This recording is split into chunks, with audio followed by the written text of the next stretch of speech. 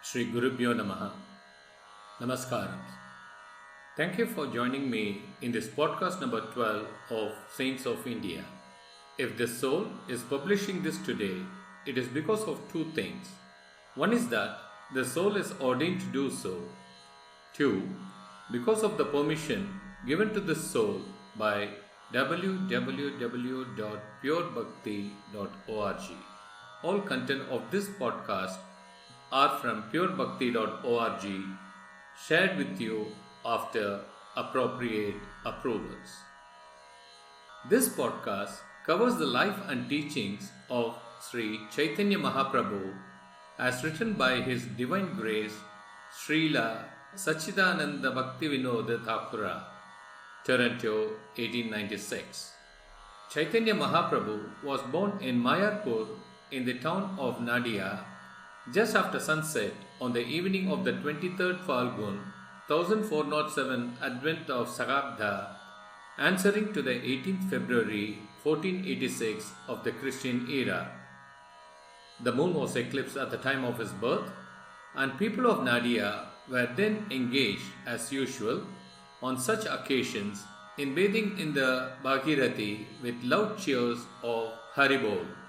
His father Jagannath Mishra was a poor Brahmin of the Vedic order, and his mother Sachi Devi was a model good woman. Both descended from Brahmin stocks originally residing in Ceylon. Mahaprabhu was a beautiful child, and the ladies of the town came to see him with presents. His mother's father, Pandit Nilamba Chakravarti, a renowned astrologer, foretold that the child would be a great personage in time, and he therefore gave him the name Vishwambar. The ladies of the neighborhood styled him Gaur Hari on account of his golden complexion, and his mother called him Nimai on account of the neem tree near which he was born. Beautiful as the lad was, everyone heartily loved to see him every day. As he grew up, he became a whimsical and frolicsome lad. After his 5th year, he was admitted into a Pathashala where he picked up Bengali in a very short time. Most of his contemporary biographers have mentioned certain anecdotes regarding Sri Caitanya, which are simple records of his early miracles. It is said that when he was an infant in his mother's arms, he wept continually, and when the neighboring ladies and his mother cried Hari Bol, he used to stop. Thus, there was a continuation of the utterance of Hari Bol in the house, foreshadowing the future mission of the hero. It has also been stated that when his mother once gave him sweetmeats to eat, he ate clay instead of the food. His mother asking for the reason, he stated that as every sweetmeat was nothing but clay transformed, he would eat clay as well. His mother, who was also the consort of a Pandit, explained that every article in a special state was adapted to a special use. Earth, while in the state of a jug, could be used as a water pot, but in the state of a brick, such a use was not possible. Clay, therefore, in the form of sweetmeats was usable as food and not clay in its other states. The lad was convinced and admitted his stupidity in eating clay and agreed to avoid the mistake in future. Another miraculous act has been related. It is said that a Brahmin on pilgrimage became a guest in his house, cooked his food and read his grace with meditation on Krishna. In the meantime, the lad came and ate up the cooked rice. The Brahmin, astonished at the lad's act, cooked again at the request of Jagannath Mishra. The lad again ate up the cooked rice while the Brahmin was offering the rice to Krishna with meditation. The Brahmin was persuaded to cook for the 3rd time. This time, all the inmates of the house had fallen asleep, and the lad showed himself as Krishna to the traveller and blessed him. The Brahmin was then lost in ecstasy at the appearance of the object of his worship. It has also been stated that two thieves stole away the lad from his father's door with a view to purloin his jewels and gave him sweetmeats on the way. The lad exercised his illusory energy and deceived the thieves back towards his own house. The thieves, for fear of detection, left the boy there and fled. Another miraculous act has been described of the lads demanding and getting from Hiranya and Jagadisha all the offering they had collected for worshipping Krishna on the day of Ekadashi. When only 4 years of age, he sat on rejected cooking pots which were considered unholy by his mother. He explained to his mother that there was no question of holiness and unholiness as regards earthen pots thrown away after the cooking was over. These anecdotes relate to the tender age up to the 5th year. Sri Caitanya Mahaprabhu, in his 8th year, was admitted into the toll of Gangadas Pandit in Ganganagar, close by the village of Mayapur. In 2 years, he became well read in Sanskrit grammar and rhetoric. His readings after that were of the nature of self-study in his own house, where he had found all important books belonging to his father, who was a Pandit himself. It appears that he read the Smriti on his own and Nyaya also, in competition with his friends who were then studying under the celebrated Pandit Raghunath Shiromani. Now, after the 10th year of his age, Caitanya became a passable scholar in grammar, rhetoric, the Smriti and Nyaya. It was after this that his elder brother Vishwarup left home and accepted the ashram of a sannyasi. Caitanya, though a very young boy, consoled his parents, saying that he would serve them with a view to please God. Just after that, his father left this world. His mother was exceedingly sorry, and Mahaprabhu, with his usually contented appearance, consoled his widowed mother. It was at the age of 14 or 15 that Mahaprabhu was married to Lakshmi Devi, the daughter of Vallabhacharya, also of Nadia. He was at this age considered as one of the best scholars of Nadia, the renowned seat of Nyaya philosophy and Sanskrit learning. Not to speak of the Smarta Pandits, the Nayaks were all afraid of confronting him in literary discussions. Being a married man, he went to eastern Bengal on the banks of the Padma for acquirement of wealth. There, he displayed his learning and obtained a good sum of money. It was at this time that he preached Vaishnavism at intervals. After teaching him the principles of Vaishnavism, he ordered Tapan Mishra to go and live in Benares. During his residence in East Bengal, his wife Lakshmi Devi left this world from the effects of snake bite. On returning home, he found his mother in a mourning state. He consoled her with a lecture on the uncertainty of human affairs. It was at his mother's request that he married Vishnupriya, the daughter of Raj Pandit Sanatan Mishra. His comrades joined him on his return from Pravas or sojourn. He was now so renowned that he was considered to be the best Pandit in Nadia. Keshav Mishra of Kashmir, who has called himself the Great Digvijayi, came to Nadia with a view to discuss with the Pandits of that place. Afraid of the so-called conquering Pandit, the told professors of Nadia left their town on pretense of invitation.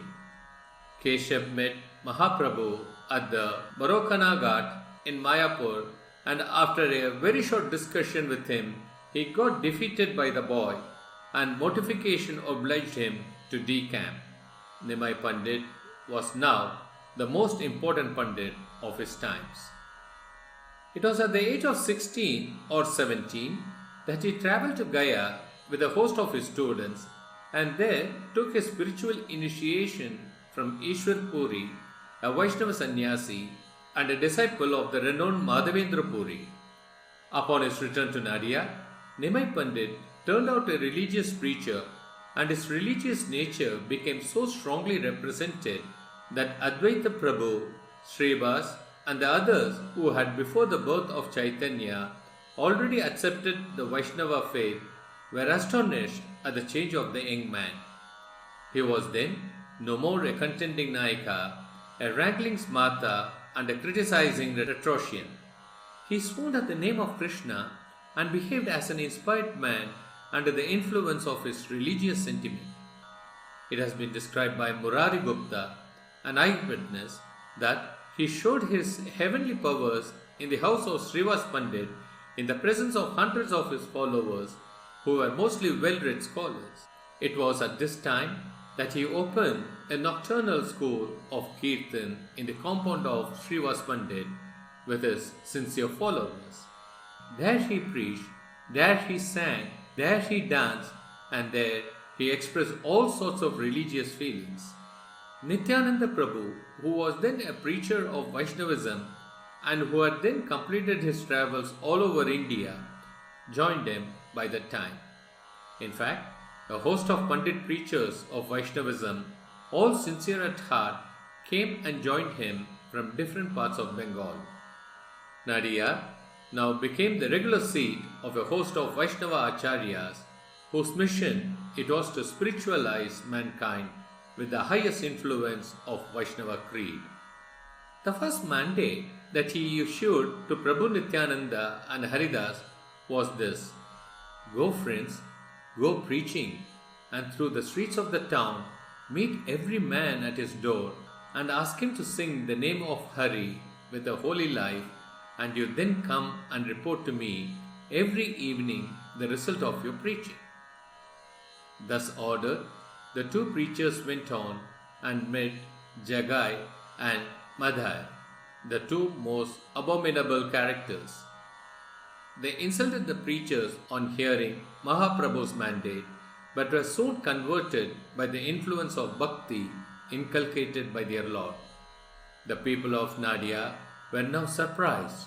They said, "Nimai Pandit is not only a gigantic genius, but he is certainly a missionary from God Almighty." From this time on his 23rd year, Mahaprabhu preached his principles not only in Nadia, but in all important towns and villages around his city. In the house of his followers, he showed miracles, taught the historic principles of bhakti, and sang his Sankirtan with other bhaktas. His followers of the town of Nadia commenced to sing the holy name of Hari in the streets and bazaars. This created a sensation and roused different feelings in different quarters. The bhaktas were highly pleased. The Smarta Brahmins became jealous of Nimai Pandit's success and complained to Chand Kazi against the character of Chaitanya as un-Hindu.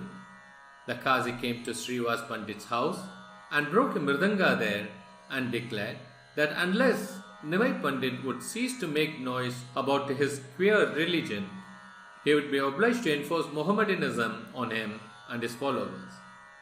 This was brought to Mahaprabhu's notice. He ordered the town people to appear in the evening, each with a torch in his hand. As they did, and Nimai marched out with his Sankirtan divided in 14 groups, and on his arrival at Kazi's house, he held a long conversation with the Kazi, and in the end, communicated into his heart his Vaishnava influence by touching his body. The Kazi then wept and admitted that he had felt a keen spiritual influence which had cleared up his doubts and produced in him a religious sentiment which gave him their highest ecstasy. The Kazi then joined the Sankirtan party. The world was astonished at the spiritual power of the great Lord, and hundreds of heretics converted joined the banner as Vishwambar after this affair. It was after this that some of his jealous and low-minded Brahmins of Kulia picked up a quarrel with Mahaprabhu and collected a party to oppose him. Nimai Pandit was naturally a soft-hearted person, though strong in his principles.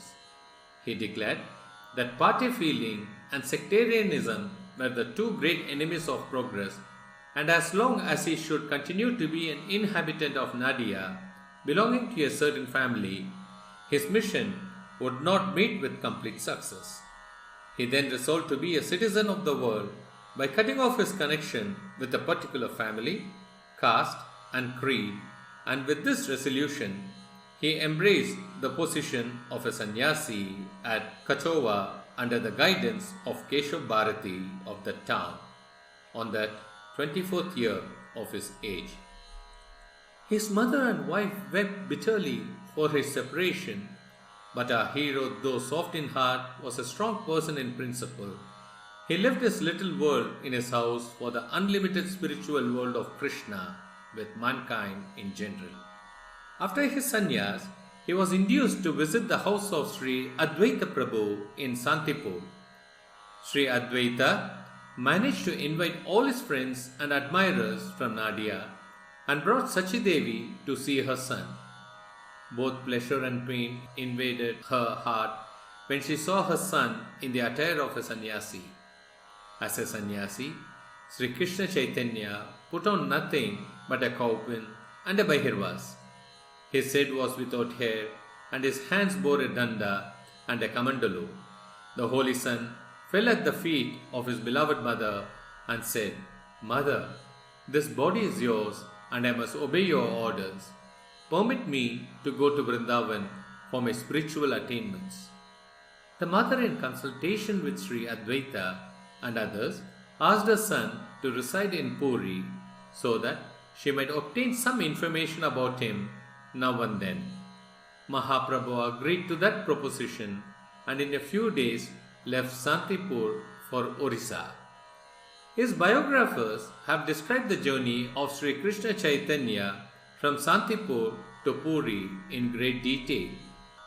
He travelled along the side of the Bhagirathi as far as Chhatrabho, situated now in Thana Mathurapur, Diamond Harbour, 24 Parganas.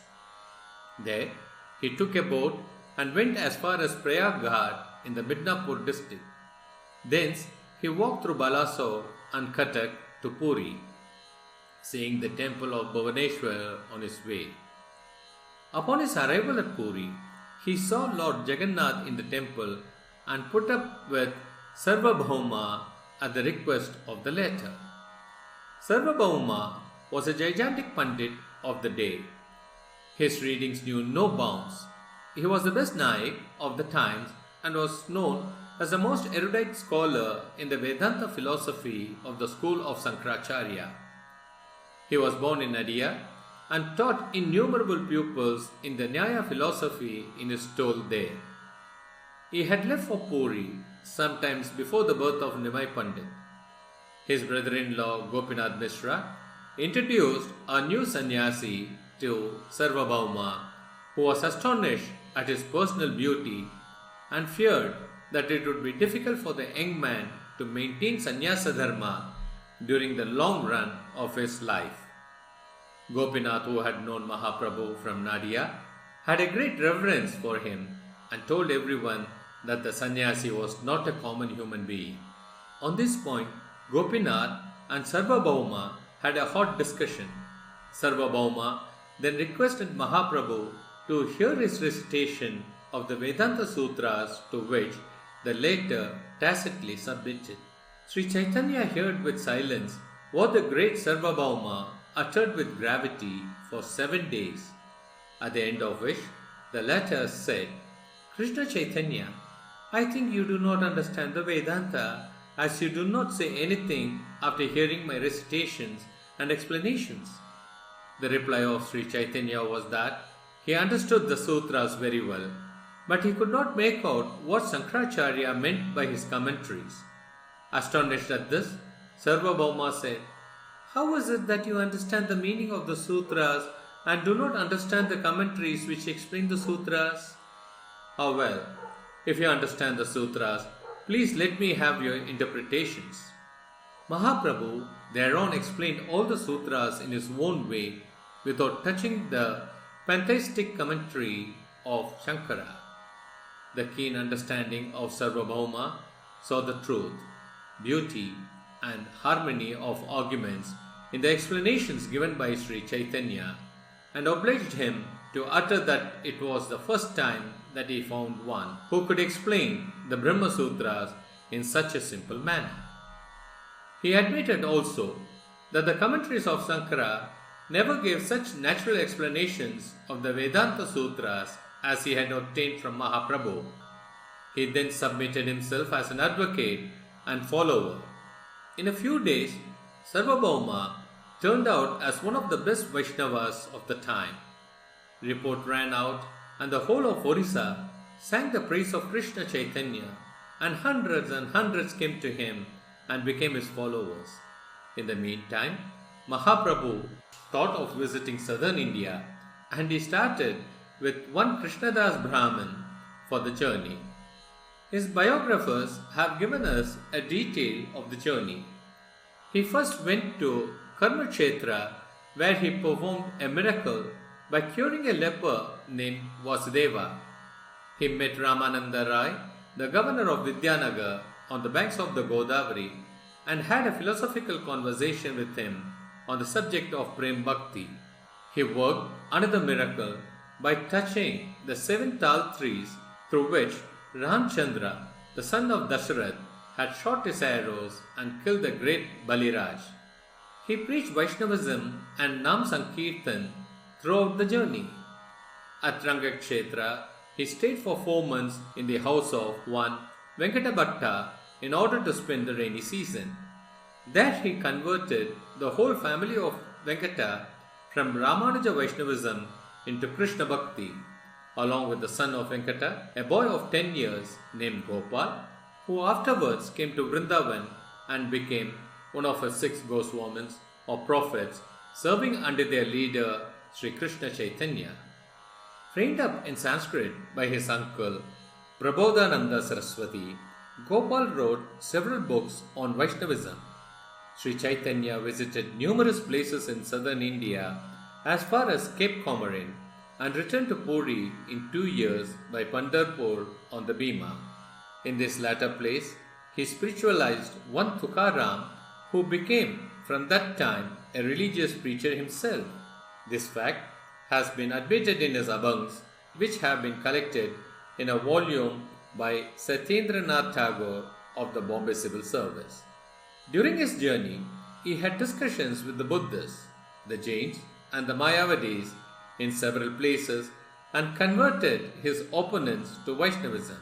Upon his return to Puri, Raja Prataprudra Dev and several Pandit Brahmins joined the banner of Caitanya Mahaprabhu.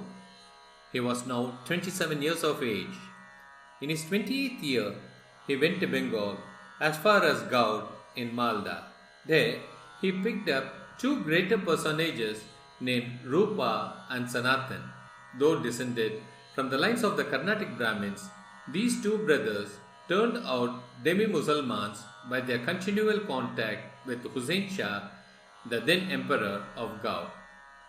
Their names had been changed by the emperor into Dabir Khas and Sakar Malik, and their master loved them heartily, as they were both learned in Persian, Arabic, and Sanskrit, and were loyal servants of the state.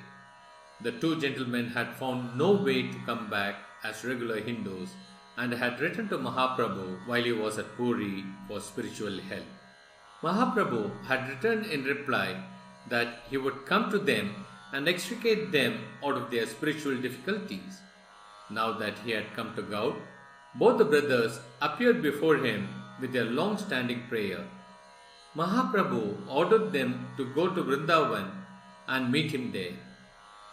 Chaitanya returned to Puri through Santipur, where he again met his dear mother. After a short stay at Puri, he left for Vrindavan. This time, he was accompanied by one Ballabhadra Bhattacharya. He visited Vrindavan and came down to Prayag, converting a large number of Mohammedans not by scriptures of Vaishnavism but by arguments from the Quran. The descendants of those converts are still known as Pathan Vaishnavas. Rupa Goswami met him at Allahabad. Sri Chaitanya trained him up in spirituality in 10 days and directed him to go to Vrindavan on missions. His first mission was to write theological works explaining scientifically pure bhakti and prema. The second mission was to revive the places where Krishna Chandra had, in the end of Dwapara Yuga, exhibited his spiritual Leela for the benefit of the religious world. Rupa Goswami left Allahabad for Vrindavan and Mahaprabhu came down to Benares. There he put up in the house of Chandrasekhar and accepted his daily bhiksha in the house of Tapan Mishra. Here it was that Sanatan Goswami joined him and took instruction for 2 months in spiritual matters. The biographers, especially Krishnadas Kaviraj, have given us details of Sri Chaitanya's teachings to Rupa and Sanatan. Krishnadas was not a contemporary writer, but he gathered his information from the Goswamis themselves, the direct disciples of Mahaprabhu. Jiva Goswami, who was his nephew of Sanatan, and Rupa, and who has left us his invaluable work, the Sat Sandarbha, has philosophized on the precepts of his great leader. We have gathered and summarized the precepts of Sri Chaitanya from the books of those great writers. While at Benares, Sri Chaitanya had an interview with the learned sannyasis of the town in the house of a Maratha Brahmin who had invited all the sannyasis as an entertainment. At this interview, Chaitanya showed a miracle which attracted all the sannyasis to him. There ensued reciprocal conversation. The sannyasis were headed by their most learned leader, Prakashananda Saraswati. After a short controversy, they submitted to Mahaprabhu and admitted that they had been misled by the commentaries of Sankaracharya. It was impossible even for learned scholars to oppose Sri Caitanya Mahaprabhu for a long time, as there was some spell in him which touched their hearts and made them weep for their spiritual improvement. Sannyasis of Benares soon fell at the feet of Sri Chaitanya and asked for his grace. Sri Chaitanya then preached pure bhakti and instilled into their hearts spiritual love for Krishna, which obliged them to give up sectarian feelings. The whole of Benares, on the wonderful conversion of the sannyasis, turned out Vaishnavas and they made a master Sankirtan with the new Lord. After sending Sanatan to Vrindavan, Mahaprabhu went to Puri again by the jungles with his comrade Balabhadra. Balabhadra reported that Mahaprabhu had shown a good many miracles on his way to Puri, such as making tigers and elephants dance on hearing the name of Krishna. From this time, that is, his 31st year, Mahaprabhu continually lived in Puri in the house of Kasi Mishra until his disappearance in his 48th year at the time of Sankirtan in the temple of Toto Gopinath. During these 18 years, his life was one of settled love and piety. He was surrounded by numerous followers, all of whom were of the highest order of the Vaishnavas and distinguished from the common people by their purest character and learning firm religious principles and spiritual love in Radha Krishna. Swarup Damodar, who had been known by the name of Purushottam Acharya while Mahaprabhu was in Nadia, joined him from Benares and accepted his service as his secretary. No production of any poet or philosopher could be laid before Mahaprabhu unless Swarupa has passed it as pure and useful. Rai Ramananda was his second mate. Both he and Swarup sang while Mahaprabhu expressed his sentiment on a certain point of worship. Paramananda Puri was his minister in matters of religion. There are hundreds of anecdotes described by his biographers which we do not think is meant here to reproduce. Mahaprabhu slipped short. His sentiments carried him far and far in the firmament of spirituality every day and night, and all his admirers and followers watched him throughout. He worshipped, communicated with his missionaries at Vrindavan, and conversed with those religious men who newly came to visit him. He sang and danced, took no care of himself, and oftentimes lost himself in religious beatitude. All who came to him believed him as the all-beautiful God appearing in the netherworld for the benefit of mankind. He loved his mother all along and sent her Mahaprasad now and then with those who went to Nadia. He was most amiable in nature. Humility was personified in him. His sweet appearance gave cheers to all who came in contact with him. He appointed Prabhu Nityananda as the missionary in charge of Bengal. He dispatched 6 disciples, Goswamins, to Vrindavan to preach love in the upcountry. He punished all of his disciples who deviated from a holy life. This he markedly did in the case of Junior Haridas. He never lagged in giving proper instructions in life to those who solicited them. This will be seen in his teachings to Raghunath Das Goswami. His treatment to Haridas will show how he loved spiritual men and how he defied caste distinction in case of spiritual brotherhood. Following are not part of the portal from where the rest of the life of Shri Caitanya Mahaprabhu has been taken. There isn't a certain record which could claim the whereabouts of the Mahaprabhu post his 48th year. Recordings are plenty, but none of them are authenticated. One thing for sure is that Sri Caitanya Mahaprabhu mingled with the Lord at his age of 48. Haribol. Thank you for listening to this podcast in the series of Saints of India. If you'd like to support this cause of mine, you may contribute through patreon.com, the link for which is given in the description. Shri Gurubhyo Namaha.